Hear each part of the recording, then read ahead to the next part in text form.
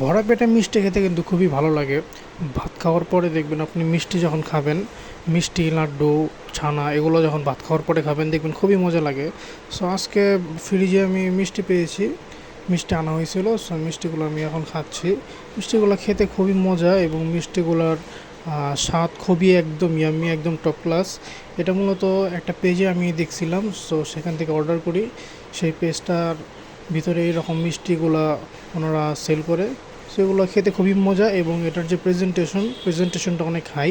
Presentation দেখে আপনার মিষ্টির প্রতি একটা লোভনীয় চাহিদা তৈরি হবে। আপনার কাছে মনে হবে আপনি যেন এখনই খেয়ে ফেলেন এটার প্যাকেজিং দেখে। সো এটার ভিতরে অনেকগুলো আইটেম দেওয়া ছিল, যেমন ছানা, লাড্ডু, কালো মিষ্টি, সাদা মিষ্টি, লাল কালার লাড্ডু, ইয়েলো কালার লাড্ডু এবং আরও কয়েকটা আইটেম ছিল। এর মধ্যে গুড়ের একটা ছানা ছিল। গুড়ের ছানাটা সাধারণত সচরাচর দেখা যায় না।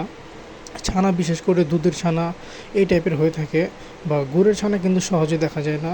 সো গুড়ের ছানাটা আপনারা একদম চাইলে টেস্ট করে দেখতে পারেন। গুড়ের ছানাটা একবার হলেও আপনারা টেস্ট করে দেখবেন যে কেমন লাগে খেতে।